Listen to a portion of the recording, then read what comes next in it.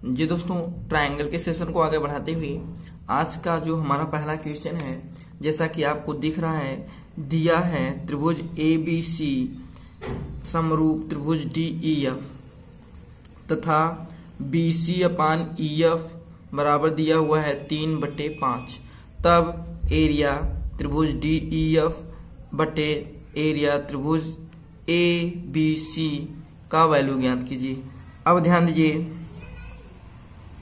Area त्रिभुज DEF अपान area त्रिभुज ABC बराबर होगा। ध्यान दीजिएगा, जब दो समरूप त्रिभुज होते हैं तो उनके क्षेत्रफलों का जो अनुपात होता है उनके संगत भुजाओं के वर्गों के अनुपात के बराबर होता है। ठीक है, तो ध्यान दीजिए, DE दिया हुआ है तो EF एक भुजा दिया हुआ है, EF square upon BC square कर देंगे, EF square upon BC square. तो ध्यान दीजिए, अब यहाँ पे EF का वैल्यू दिया हुआ है 5 का स्क्वायर बटे BC का वैल्यू दिया हुआ है 3 का स्क्वायर। तो टोटल आपका क्या हो जाएगा, ध्यान दीजिएगा, 25 या 25/9। तो यही आपका आंसर हो जाएगा। एरिया त्रिभुज DEF अपान एरिया त्रिभुज ABC का जो वैल्यू होगा 25/9 होगा। क्या होगा, 25/9, जो कि आपको ऑप्शन नंबर डी में दिया हुआ है। किस में दिया हुआ है, ऑप्शन नंबर डी।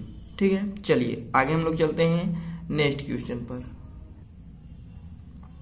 ध्यान दीजिए, हमारा जो अगला क्वेश्चन है दिया हुआ है, दो समद्विबाहु त्रिभुजों के संगत कोण बराबर हैं। दो समद्विबाहु त्रिभुजों के संगत कोण बराबर हैं तथा इनके क्षेत्रफलों का जो अनुपात है 25:36 है, तो इनकी संगत ऊंचाइयों का अनुपात क्या होगा।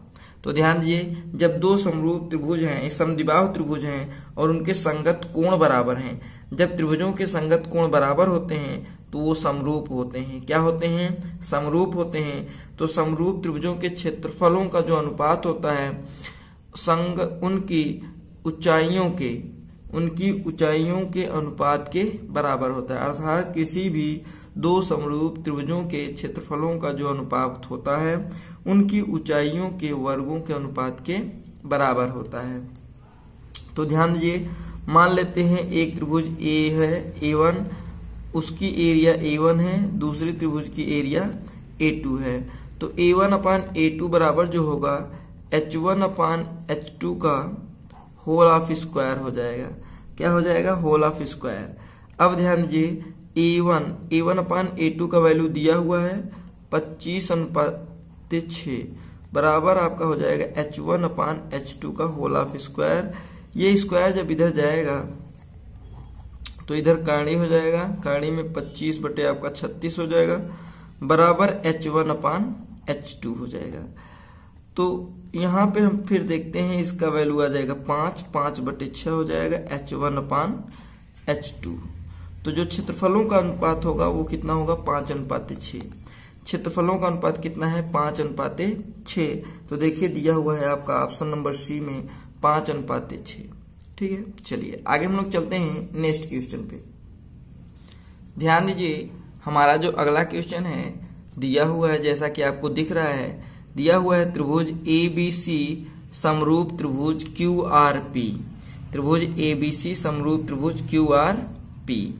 एरिया त्रिभुज ABC अपान एरिया त्रिभुज QRP बराबर दिया हुआ है 9/4 तथा BC बराबर 15 सेंटीमीटर हो तो PR का वैल्यू ज्ञात कीजिए। अब ध्यान दीजिए, तो यहाँ पे हम लोग देखेंगे एरिया त्रिभुज ABC अपान एरिया त्रिभुज QRP बराबर हम लिख सकते हैं। तो देखिए, इसमें BC दिया हुआ है, BC अपान RP, तो BC का स्क्वायर अपान RP का स्क्वायर लिख सकते हैं, नहीं लिख सकते हैं, लिख सकते हैं। अब ध्यान दीजिए, ये स्क्वायर इधर आएगा तो काणी लग जाएगा और इसका वैल्यू दिया हुआ है 9/4। क्या दिया हुआ है, 9/4। तो BC अपान क्या हो जाएगा, RP।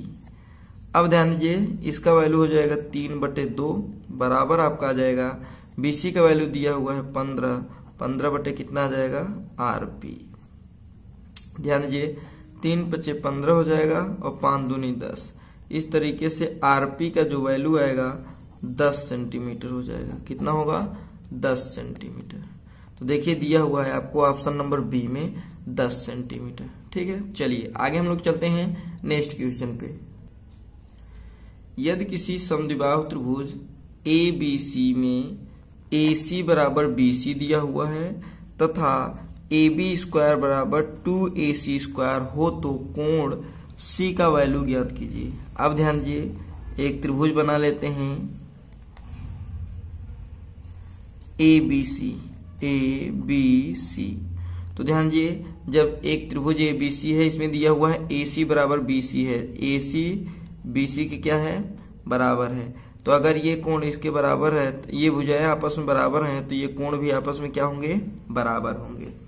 अब ध्यान दीजिए इसमें दिया हुआ है AB² बराबर दिया हुआ है 2AC² दिया है जी।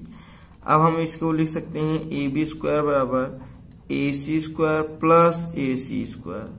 लिख सकते हैं कि नहीं लिख सकते हैं? लिख सकते हैं।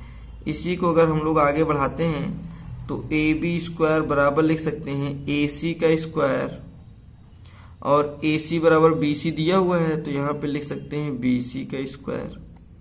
तो देखिए आपका एक बन रहा है फार्मूला AB² बराबर AC² प्लस BC²। तो देखिए AB² बराबर AC² प्लस BC²। ये कब होगा? जब समकोण त्रिभुज होगा, पाइथागोरस प्रमेय जब लगेगा तब। और पाइथागोरस प्रमेय तब लगेगा जब ये समकोण त्रिभुज होगा। कौन? कोण C। तो कोण C बराबर आपका क्या होगा? 90 अंश। क्या हो जाएगा? 90 अंश। तो देखिए दिया हुआ है आपका ऑप्शन नंबर डी में।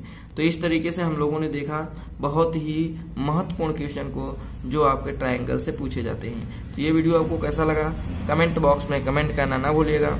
या चैनल पर नए हो तो चैनल को सब्सक्राइब कर लीजिएगा, बेल आइकन पे प्रेस करना ना भूलिएगा ताकि नए नोटिफिकेशन आप तक पहले पहुंच सके। जी दोस्तों, हम लोग फिर मिलेंगे नेक्स्ट वीडियो में नेक्स्ट टॉपिक के साथ। तब तक के लिए जय हिंद।